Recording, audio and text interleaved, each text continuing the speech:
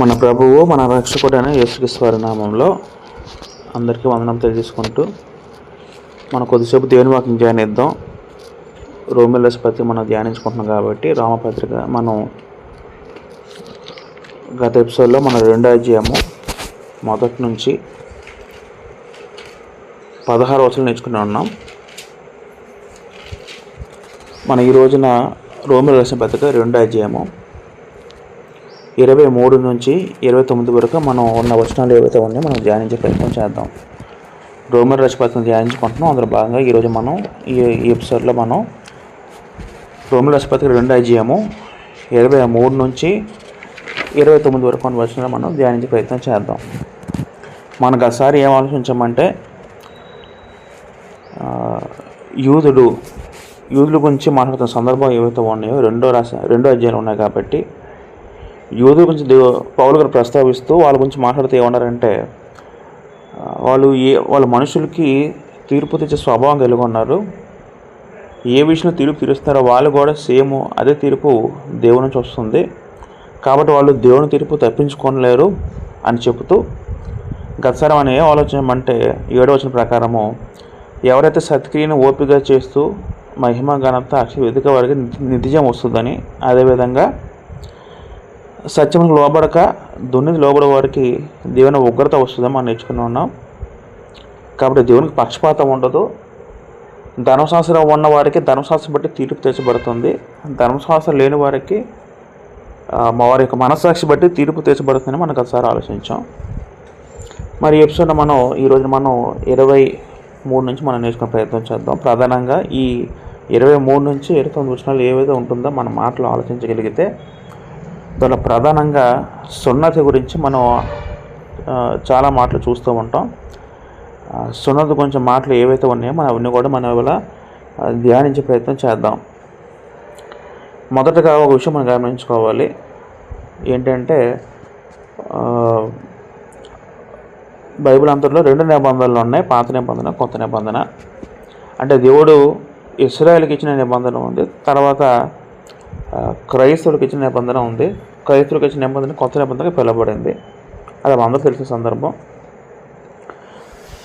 ఎప్పుడైతే ఇశ్రాయేల్ వారి యొక్క ధర్మశాస్త్రం ఇవ్వబడిందో, క్రీస్తు వారు రాకముందు కూడా ఇశ్రాయేల్ మీద పాత నిబంధన అమల్లో ఉంది, ధర్మశాస్త్రం వాళ్ళకి చట్టంగా ఉంది. అయితే యేసుక్రీస్తు వారు వచ్చిన తర్వాత ఏమైందంటే ఆయన ధర్మశాస్త్రాన్ని ఆయన రద్దు చేసి ముగింపుగా ఆయన ఉండి నూతన ధర్మశాస్త్రాన్ని కొత్త నిబంధన ఇవ్వడం జరిగింది.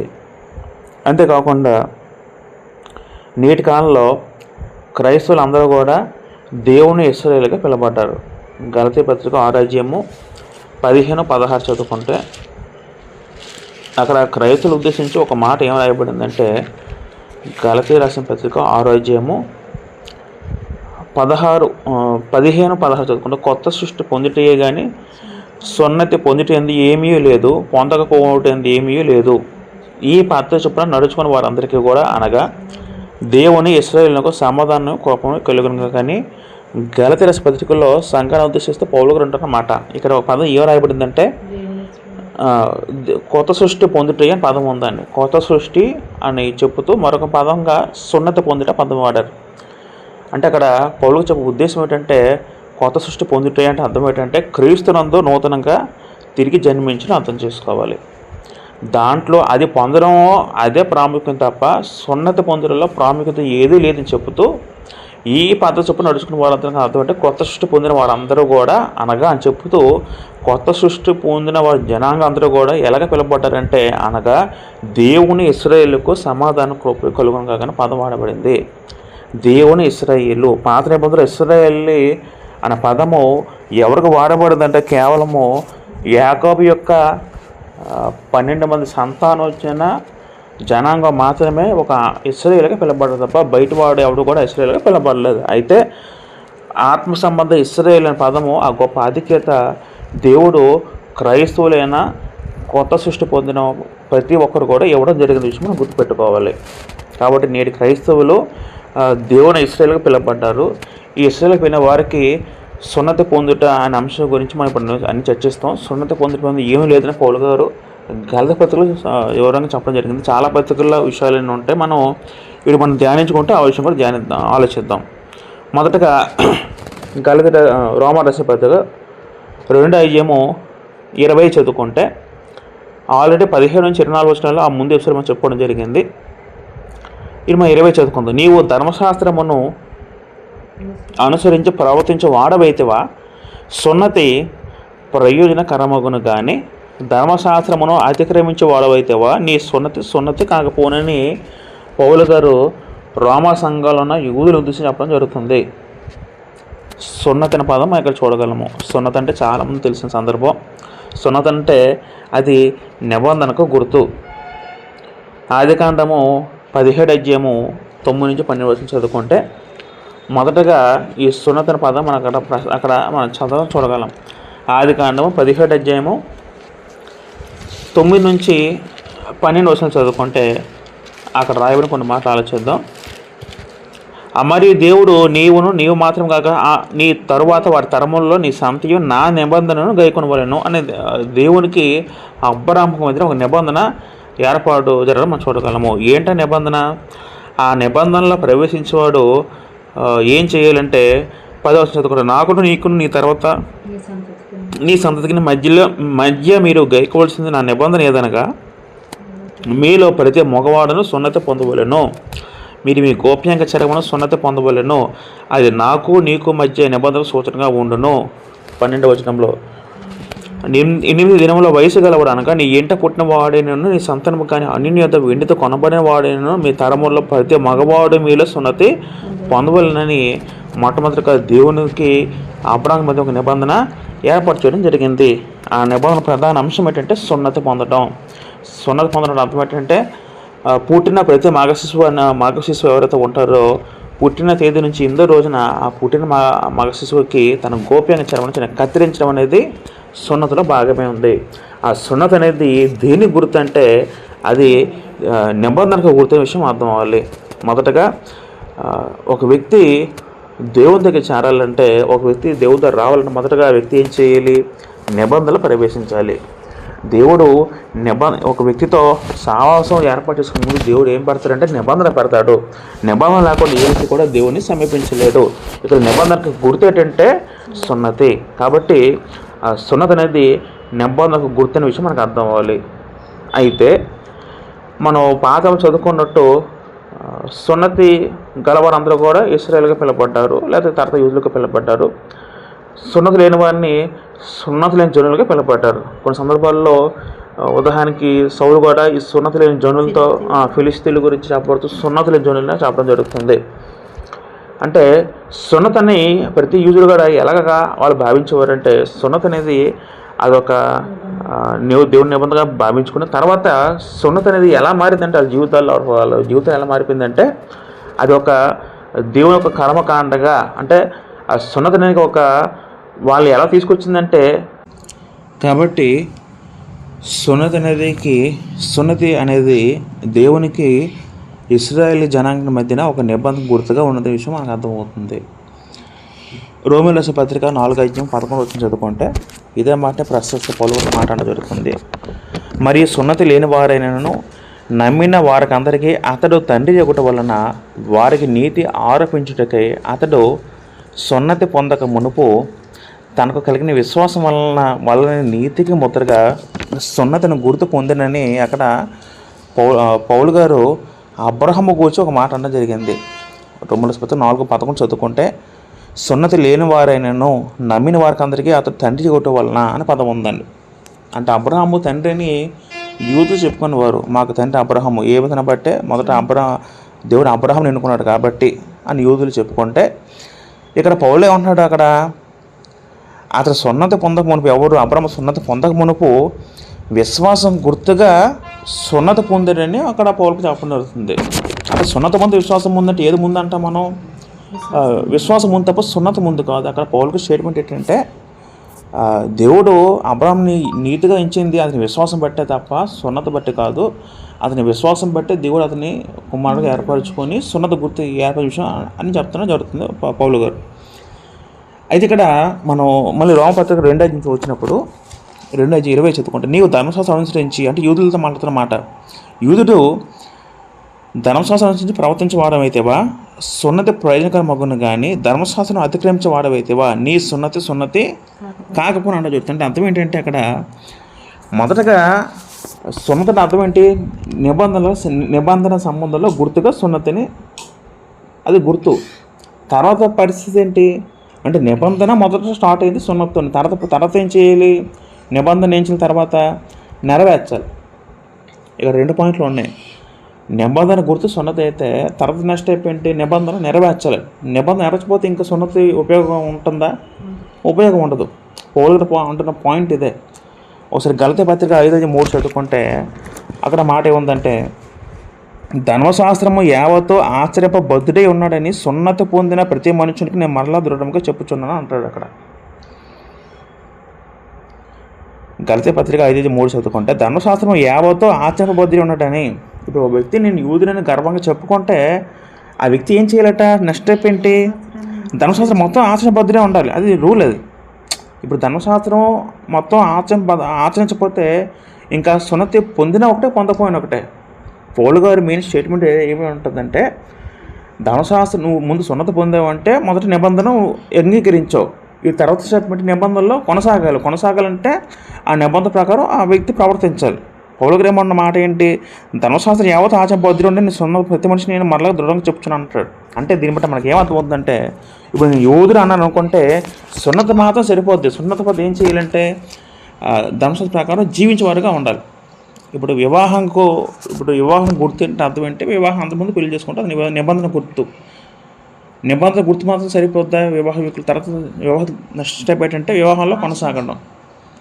వివాహాలు కొనసాగించలేదు అనుకోండి. ఉదాహరణకి ఒక ఇద్దరు దంపతులు ఉన్నారు, భార్య భర్తలు. వాళ్ళ వివాహం నిబంధన గుర్తు ఏంటంటే ఉంగరం మార్చుకోవడం, 4 మధ్య సాక్ష్యం చెప్పింది కూడా మా పెళ్ళింది, అది బాగానే ఉంది, నిబంధనలు ప్రవేశించాలి. తర్వాత ఏం చేయాలి? వివాహం కొనసాగించాలి. మళ్ళీ ఎవరి మటుకు వాళ్ళే ఉంటూ మాకు వివాహం వద్దంటే అది వివాహం లేనట్టే కదా. విధంగా పౌలుకి చేయమంటే ఏముందంటే ఇక్కడ, నీవు ధర్మశాస్త్రం అనుసరించి ప్రవర్తిస్తే నీకు సొంత ప్రయోజకరం ఉంటుంది తప్ప నువ్వు ధర్మశాస్త్రం అధిగమించడం అర్థం ఏంటంటే నువ్వు ధర్మశాస్త్రంలో నిర్లక్ష్యం చేయడం, లేకపోతే ధర్మశాస్త్రం 10 ఆజ్ఞలను చేయకపోవడం, అటువంటి మీరు పనులు చేయకపోతే అది మీకు సున్నతి మీరు పొందిన ఒకటే, పొందపోయిన ఒకటే చెప్పడం జరుగుతుంది.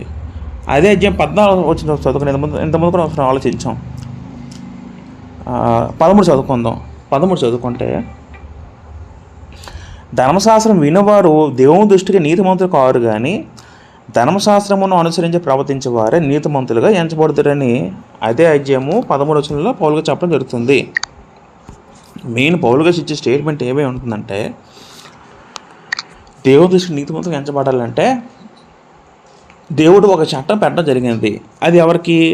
ఇశ్రాయేలుకి చట్టం ఏంటంటే వాళ్ళకి ధర్మశాస్త్రం ఇచ్చారు కాబట్టి ధర్మశాస్త్రం ఎవరైతే అనుసరించి నడుస్తారో వాళ్ళే దేవుని దృష్టికి నీతిమంతులుగా ఎంచబడతారని అక్కడ పౌలుగా చెప్పడం జరుగుతుంది. అయితే అందుకు భిన్నంగా యూదులు ఏం చేస్తారంటే, వాళ్ళు దేవుడు పెట్టిన ఆ చట్టాల్లోని ఆ ఆజ్ఞలు విస్మరించి యూదులు ఏం చేస్తారంటే దేవుడు పెట్టిన రూల్స్ ఏవైతే ఉన్నాయో, అంటే ఒక యూదులుగా ఉండడానికి బాహ్యంగా ఆచరణలు ఏవైతే ఉన్నాయో దాని దృష్టి పెట్టారు తప్ప అంతరంగ పనులను కూడా యూదులందరూ కూడా దాన్ని విస్మరించారు.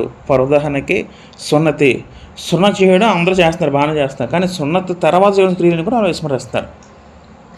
ఉదాహరణకు పండుగలు చేయమని చెప్పారు, అది మటు గొప్పగా ఘనంగా ఆచరిస్తున్నారు, కానీ మిగతా పనులు ఆచరిస్తున్నారు. ఇప్పుడు యేసుక్రీస్తు ఒక మాట ఏమంటారు మత్తయి సువార్తల్లో పరిశీలకు ఉద్దేశిస్తూ, వాళ్ళు అన్ని విషయాలు పాటిస్తారు కానీ జీలకర్రలను సోంపు ప్రతి దాంట్లో 10 మంది చెల్లిస్తున్నారు, కానీ వాళ్ళు నీతిని కనికరం విశ్వాసమును విడిచిపెట్టిదని ఒక సందర్భంలో స్వయంగా యేసుక్రీస్తు వారే యూదుల గురించి చర్చించడం జరుగుతుంది.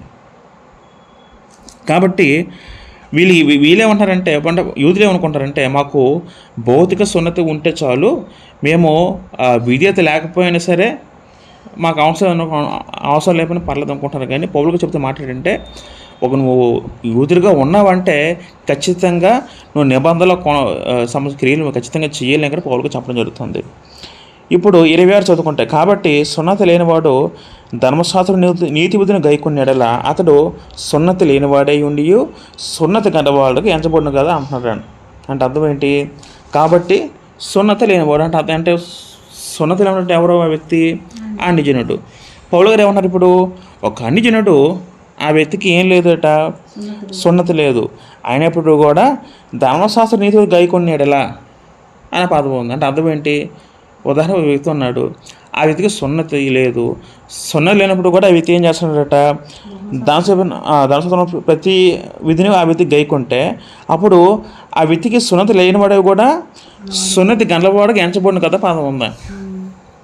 అంటే ఇప్పుడు పాయింట్ ఏంటంటే, యూదులకి ఏముంది, సున్నతి ఉంది, కానీ ఏం లేదు, విధేయత లేదు, ఆజ్ఞలు లోపల విధేయత లేదు, కాబట్టి సున్నతి మైనస్ విధేయత తీసుకుంటే వాళ్ళకి ఏంటి, సున్నతి లేదు. అన్యజనులకి ఏముంది, సున్నతి లేదు, కానీ వాళ్ళకేటి ఉంది, ఆజ్ఞల వద్ద విధేయత ఉంది, విధేయత ఉంది. ఈ రెండు కలిపి వాళ్ళు ఏమైంది, వాళ్ళు సున్నతి గలవారుగా ఎంచబడ్డారు దేవుని దృష్టిలో.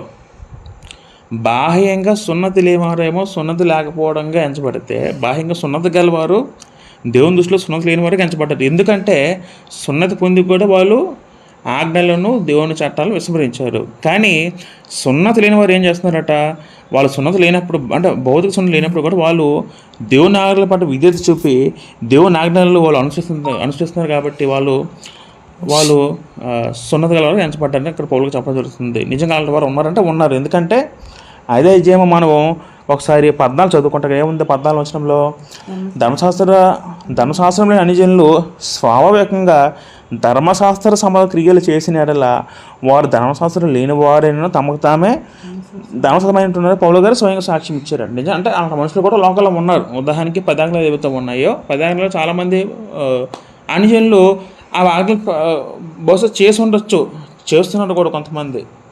యూదులేమో 10 ఆజ్ఞలు ఉండి కూడా వాళ్ళు చేయట్లేదు. అలాంటప్పుడు దేవుని దృష్టి ఎవరు గొప్ప వాళ్ళు అవుతారు, ఆ చేస్తున్న వాళ్ళు గొప్ప అవుతారు, చేయని వాళ్ళు దేవుడు ఆయన నీతిమంతులకు ఎంచడు దేవుడు. ఎందుకంటే సున్నతి జస్ట్ కేవలము నిబంధనలు ప్రవేశించడం గుర్తే తప్ప ఆ సున్నత బట్టి ఎవరు కూడా నీతిమంతులకు తీర్చబడ్డారు. పౌలుకి ఇచ్చే స్టేట్మెంట్ అండి, అది పౌలుకి ఇచ్చే స్టేట్మెంటు. 1 కొరింథీ పత్రిక 7:19 చదువుకుంటే,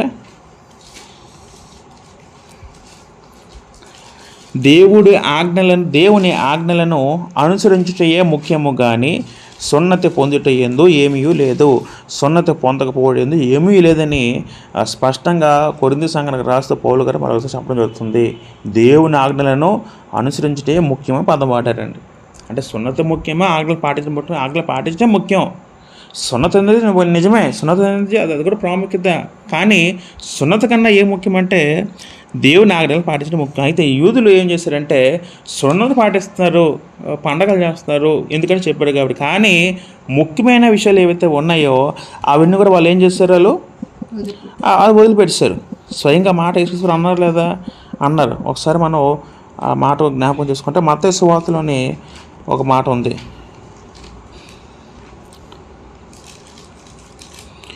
మత్తయి సువార్త 23:23 చదువుకుంటే, అయ్యో వేషధారులైన శాస్త్రులారా, పరిసయ్యులారా, మీరు పుదీనాలోను సోపులోను జీలకర్రలోను 10వ వంతు చెల్లించి ధర్మశాస్త్రములో ప్రధానమైన విషయములు అనగా న్యాయమును కనికరమును విశ్వాసమును విడిచిపెట్టితిరి, వాటిని మానక వీటిని చేయవలసి ఉండిన పదం ఉందని స్వయం యేసుక్రీస్తు వారు చెప్పారు. ఏం చెప్పారు అక్కడ, వీళ్ళు 10వ వంతు చెల్లిస్తున్నారు. ఎంతగా చెల్లిస్తున్నారో ప్రతి దాంట్లో కూడా వాళ్ళకి రాబడిలో, వాళ్ళకి పొలంలో పంట ద్వారా వచ్చిన ప్రతి దాంట్లో కూడా చక్కగా తూకం వేసి 10వ వంతు చెల్లిస్తున్నారు. కానీ వాళ్ళు ఏం చేయట్లేదట, ప్రేమను విస్మరించారు, కనికర విస్మరించారు, విశ్వాసం విడిచిపెట్టారు పూర్తిగా. అంటే ఏది ముఖ్యమంటే ప్రభు చెప్పిన మనకి ఎలాగర్థం అవ్వాలంటే, బాహ్య ఆచారం ముఖ్యం కాదు, అంతరంగ ఆచారం ముఖ్యము, మీ హృదయం ముఖ్యం. హృదయం ద్వారా దేవుని ఆజ్ఞ పాటించి ముఖ్యమైన మనకి విషయం అర్థం అవ్వాలని. మళ్ళీ వెళ్ళిపోదాం రోమపత్రిక 2 వెళ్ళిపోయినప్పుడు అక్కడ వాళ్ళ గురించి చెప్పిన తర్వాత 27 చదువుకోండి. మరి స్వభావాన్ని బట్టి సున్నతి లేనివాడు ధర్మశాస్త్రం నెరవేర్చిన ఎడల అక్షరమును సున్నతియు గలవాడవే ధర్మశాస్త్రం అతిక్రమించి నీకు తీర్పు తెచ్చిన పదం ఉందని. మళ్ళీ పౌలు గారు ఏం క్వశ్చన్ వేస్తానంటే, మరి స్వభావం బట్టి సున్నతి లేనివాడు అంటే అన్యజనుడు, వాళ్ళు ధర్మశాస్త్రం నెరవేరిస్తే అక్షరం అంటే అర్థం ఏంటి? అక్షరం అంటే అది ధర్మశాస్త్రం అర్థం. ధర్మశాస్త్రము సున్నతి గలవాడవే ధర్మశాస్త్రం అతిక్రమించి నీకు తీర్పు తెచ్చిన పదం ఉందండి. ఇప్పుడు వీళ్ళేమో దేవుని చెప్పిన క్రియలు చేయకుండా, దేవుడు చెప్పిన ఆజ్ఞలు పాటించకుండా వీళ్ళు ఏం చేస్తారు, అనుజనులు తీర్పు తీరుస్తున్నారు. ఎందుకు వాళ్ళు ఎప్పుడు ఏమనేవారు, మీరు అనుజనులు, మేము యూదులను, మాకు ధర్మశాస్త్రం, వీళ్ళు గొప్ప పోయి అంటున్నారు తప్ప, పౌలు గారు ఏమంటారంటే అసలు వాళ్ళు నీకు తీర్పు తీరుస్తున్నారు, నువ్వు వాళ్ళ తీర్పు తీర్చడం కాదు, వాళ్ళు నీకు తీర్పు తీరుస్తున్నారు. దీన్ని బట్టి అంటే నువ్వు ధర్మశాస్త్రం అతిక్రమించో వాళ్ళు చేస్తున్నారు, కాబట్టి వాళ్ళకి తీర్పు తీర్చడాన్ని అక్కడ పౌలు గారేమో ఒక క్వశ్చన్ వేయడం జరుగుతుందండి. అదే రెండో చదువుకుంటే మనం ఎందుకు ఆలోచించాం. కాబట్టి తీర్పు తీర్చి మనుష్యుడు అనే పదం ఉంది. అంటే సాధారణ యూదులు వాళ్ళ మనసు ఎలాగ ఉంటుందంటే, వాళ్ళు ఎక్కువ తీర్పు తీర్చి స్వభావం కలవారు మనుషులకు కనపడతారు. మనం చూసుకుంటే వాళ్ళు ఎలా అంటే, ఎవరైనా మనుషులు తప్పు దొరుకుతుందా, ఎవరైతే వాళ్ళ మీద నిందలేయడం అటువంటి స్వభావం కలవారు యూదులు. ఉద్దేశ పౌలుగా ఉంటారంటే మీ మీద కూడా వాళ్ళకు తీర్పు తీర్చే అవకాశం వాళ్ళకు ఉంది. ఎందుకంటే మీరు పాటించలేదు, వాళ్ళు పాటిస్తారు కాబట్టి అక్కడ పౌలు గారు చెప్పడం జరుగుతుంది. మనం బెస్ట్ ఎగ్జాంపుల్ చదువుకుంటే కొన్నిళ్ళు చదువుకోవచ్చు. కొన్నిలో ఒక వ్యక్తి ఉన్నాడు. ఆ వ్యక్తి ఎవరంటే అనుజనుడు. ఆ వ్యక్తికి ధర్మశాస్త్రం లేదు, అయినప్పుడు కూడా దేవుడు ఆ వ్యక్తిని అంగీకరించి ఆ వ్యక్తిని ఏం చేశాడంటే తన బిడ్డగా అంగీకరించి పరిశుధాత్మ శక్తిని ఆమె కూడా పేతురు ద్వారా ఇవ్వడం జరిగింది. మనకు ఆ సందర్భంలో అపోస్తలుల 10వ అధ్యాయం మనకు ఉంటుందండి.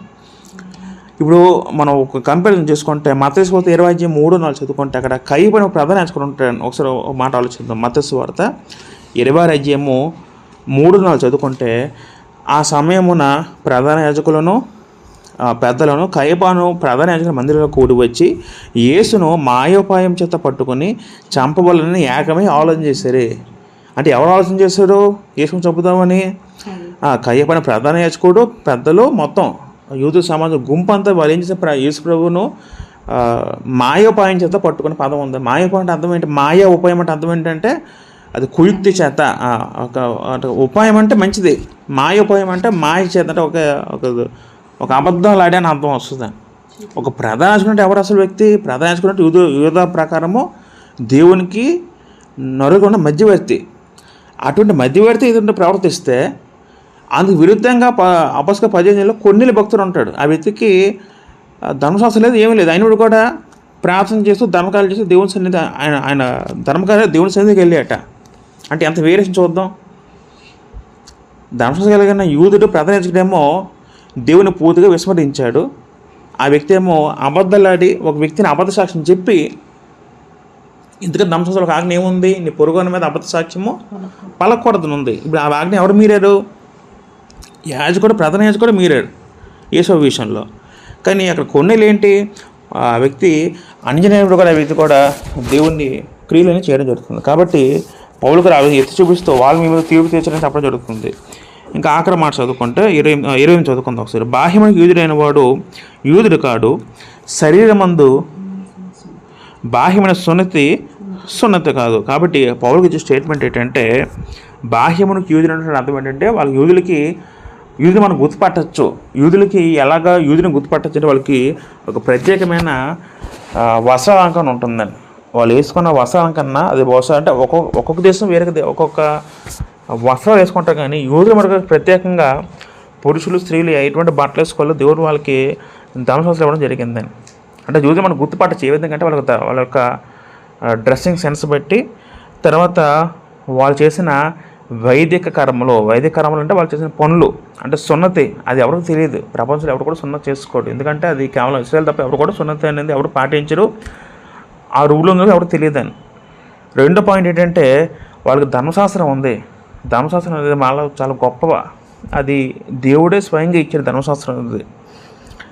కాబట్టి పౌలు గారు ఇచ్చే స్టేట్మెంట్ ఏంటంటే, బాహ్యమునికి యూదుడైన వాడు యూదుడు కంటే అర్థం అంటే, ఒక వ్యక్తి నిజంగా యూదుని ఎలా పిలబడతాడంటే కేవలం సున్నతి బట్టి కాదు, లేకపోతే కేవలం ధర్మశాస్త్రం వాళ్ళకు ఉందని దాన్ని బట్టి కాదు. మరి దేని బట్టి అంటే కింద ఎరుతూ అంటాడు, అయితే అంతరంగం ముందు యూదుడైన వాడే యూదుని పదం వాడారని. నిజమైన దేవుని దృష్టి యూదుడు ఎవరంటే సున్నతి ధర్మశాస్త్రం కాదు, కానీ లోపల నుంచి యూదుడైన వాడే. అంతరంగం అర్థం ఏంటి? శరీరమందు అంతరంగమున ఆత్మలో యూదుడైన వాడు యూదుడు అన్నాడు. అంటే ఏ విధంగా యూదుడు అవుతారు? ఆ విధంగా అంటే, మరియు సున్నతి హృదయ సంబంధమైనదే, ఆత్మ యందు జరుగునదే కానీ అక్షరం వలన కలుగున్నది కాదని చెప్పడం జరిగింది. కాబట్టి పౌలు గారు ఇచ్చిన స్టేట్మెంట్ ఏంటంటే, యూదుడైన వాడు దేవుని దృష్టిలో నిజమైన యూదుడికి ఎవడు పిలబడతారంటే కేవలము భౌతికమైన సున్నత బట్టి కాదు, ఆత్మ సంబంధ సున్నత బట్టి ఒక వ్యక్తి నిజమైన యూదుడిగా పిలబడతాడని ఇక్కడ పౌలుగా చెప్పడం జరుగుతుంది. ఇర్మియా గ్రంథము ఒక మాట చదువుకుంటే, ఇర్మియా గ్రంథము 9:25-26 చదువుకుంటే, ఇర్మియా గ్రంథము 9:25-26 చదువుకుంటే, ఒక సందర్భంలో అన్యజనులందరూ సున్నతి పొందిన వారు కనుక ఇశ్రాయేలీయులందరూ హృదయ సంబంధమైన సున్నతి నొందిన వారు కారు గనక రాబో దినముల్లో సున్నతి పొంది సున్నతి లేని వారి వాళ్ళ పదం ఉందండి. అక్కడ అన్యజనులందరికీ ఏం లేదు, సున్నతి లేదు.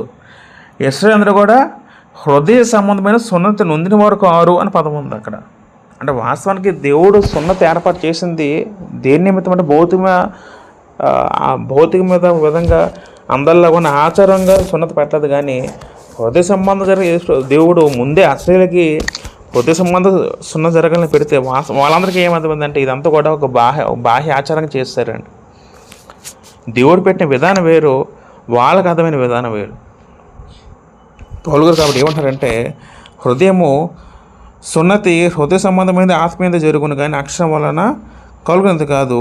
అట్టివానికి మెప్పు మనుష్య వలన కలగదు కానీ దేవుని వలన కలుగును. అంటే అర్థం ఏంటి? ఎవరైతే సున్నతి అనేది హృదయపూర్వకంగా సున్నతి జరిగి ఎవరైతే ఆ వ్యక్తి ఉంటాడో ఆ వ్యక్తి మాత్రమే దేవుని వలన అటువంటి వ్యక్తులకి మెప్పు ఎవరి వల్ల కలుగుతుందట? దేవుని వల్ల కలుగుతుందని చెప్పడం జరుగుతుందండి. ఇక్కడ కేవలము యూదుల నుంచి వారు మాత్రమే పౌలుకు చెప్తున్నట్టు మనం అనుకోకూడదు. మెయిన్ పౌలు గారు ఎందుకు ఇవన్నీ మాట్లాడతారంటే, మొదటి అధ్యాయం అంతా అన్ని జనుల గురించి మాట్లాడుకున్నాం, రెండో అధ్యాయం మొత్తం యూదుల గురించి చెప్తున్నాడు పౌలు గారు. ఎందుకంటే వీళ్ళ వల్ల ఎవరు కూడా దేవుని నీతిని చేరుకోలేకపోయారు. మెయిన్ పౌలు గారి ఉద్దేశం ఏమి ఉంటుందంటే, మనం 3 అధ్యాయం చదువుకుంటే మాట అర్థమవుతుంది. రోమపత్రిక 3:23 చదువుకుంటే, ఏ భేదము లేదు, అందరూ పాపం చేసి పొందలేకపోతున్నారు, కాబట్టి నమ్మువారు ఆయన కృప చేతనే అంటే యేసునందుల విమోచన ద్వారా ఉచితముగా నీతిమంతులని తీర్చబడుచున్నారు. 22 చదువుకుందాం. అది యేసుక్రీస్తునందుల విశ్వాసమూలమైనది, నమ్ము వారికి అందరికీ దేవుని నీతియే ఉంది. అంటే హోల్గా స్టేట్మెంట్ ఏంటంటే, ఒక వ్యక్తి యూదుడిగా ఉంటే ధర్మశాస్త్రం పాటిస్తే ఆ వ్యక్తికి దేవుని వల్ల నీతి రాదు. లేదు, ధర్మశాస్త్రం లేక అనిజనులుగా ఉన్నా సరే ఆ వ్యక్తికి దేవుని నీతి కలగదు. దేవుని నీతిలో పాలిభాగం అవ్వాలంటే ఆ వ్యక్తి ఏం చేయాలి? ఖచ్చితంగా యేసు ప్రభుని నమ్ముకోవాలి. యేసు ప్రభు నమ్ముకోవడం ద్వారా మాత్రమే ప్రతి ఒక్కరు కూడా దేవుని దృష్టికి నీతిమంతులు అవుతారు తప్ప ప్రపంచంలో మరి ఏ వ్యక్తి అయినా సరే ధర్మశాస్త్రం వల్ల కానీ మరి ఇంకే పద్ధతులు అయినా సరే కూడా దేవుని దృష్టికి నీతిమంతులు కారు. కాబట్టి యేసుక్రీస్తు వారు రక్షకుడు, ఆయన నమ్మితే తప్ప ఇంకా ఆప్షన్ లేదని పౌలుగా చెప్పడం జరుగుతుంది. అందులో యూదులతో మాట్లాడుతూ మీకు సున్నతి ఉన్నప్పుడు కూడా మీరు ఆజ్ఞలు పాటించలేదు కాబట్టి మీకు ఉపయోగం లేదని చెప్పడం జరుగుతుంది. అంతేకాక పౌలుగా ఇచ్చే మరొక మాట ఏంటంటే, హృదయ సంబంధం జరగాలి. అంటే ఇది కేవలం పాత ఉన్న వ్యక్తులకు మాత్రం కాదు, కొత్త నిబంధనలు కూడా మనకు కూడా ఏం వర్తిస్తుంది అంటే, ఇప్పుడు బాప్తిసం ఉంది. బాప్తిసం అంటే అర్థం ఏంటి? ఆ వ్యక్తి నీటిలో ముంచబడడం కాదు. బాప్తిసం అంటే ఆ వ్యక్తి అది హృదయపూర్వకం జరిగే విశ్వాసంతో కూడిన ప్రక్రియ. ఇప్పుడు రోమపత్రిక 6:17 చదువుకుంటే అక్కడ ఏముంది? రోమపత్రిక 6:17 చదువుకుంటే, మీరు పాపమునకు దోషులే ఉంటేది కానీ ఏ ఉపదేశ క్రమమునకు మీరు అప్పగింపబడితేరో దానికి హృదయపూర్వకముగా లోబడిన వారే అని పదం ఉంది. అంటే క్రైస్తవ గురించి రాస్తూ పౌలు గారు ఏమంటారంటే, ఒకప్పుడు పాప దాసులే ఉన్నారు, అయితే మీరు ఏ ఉపదేశ క్రమమునకు అంటే వాక్యానికి మీరు అప్పగించబడితేరో దానికి హృదయపూర్వకముగా లోబడినవారు. మీరు మనందరం బాప్తిసం పొందో లేదా? బాప్తిసం పొంది ఎలా పొందాం? హృదయపూర్వకం లోబడ్డం. అక్కడ మెయిన్ అది జరగాలని. అంటే ప్రభువు చెప్పిన మాట ఏంటంటే, మొత్తం అంతా కూడా హృదయ సంబంధం జరగాలి. అది బాప్తిసం మాత్రం కాదు. బాప్తిసం పొందినప్పుడు హృదయపూర్వకంగా మనం లోబడాలి విశ్వాసంతో. తర్వాత ప్రతిదీ కూడా ఆరాధనలు కూడా మనం ప్రభుత్వ పాల్గొన్నప్పుడు కూడా ఎలా పాల్గొనాలంటే, అది మన ఆత్మతో పాట పాడాలి, మనసుతో పాట పాడాలి, తర్వాత మన మనసుతో దేవుని స్తుతించాలి. ఇవంతా కూడా హృదయంతో జరిగే ప్రక్రియ. అంతా కూడా హృదయము ప్రేమ లేకపోతే అది దేవుని దృష్టికి అంగీకారయోగ్యమైనది కాదు. కాబట్టి దేవుడు ప్రధానంగా ఎంచిన ఏంటంటే మన హృదయము, ప్రతిది కూడా హృదయపూర్వకంగా జరగాలని మనకు గ్రంథం మనకి పౌలు గారు దీని ద్వారా చెప్పడం జరుగుతుంది. ఈ వాక్యాన్ని దేవుడు మన అందరూ హృదయాలు దీవించి ఫలింపజేయను గాక. ఆమేన్.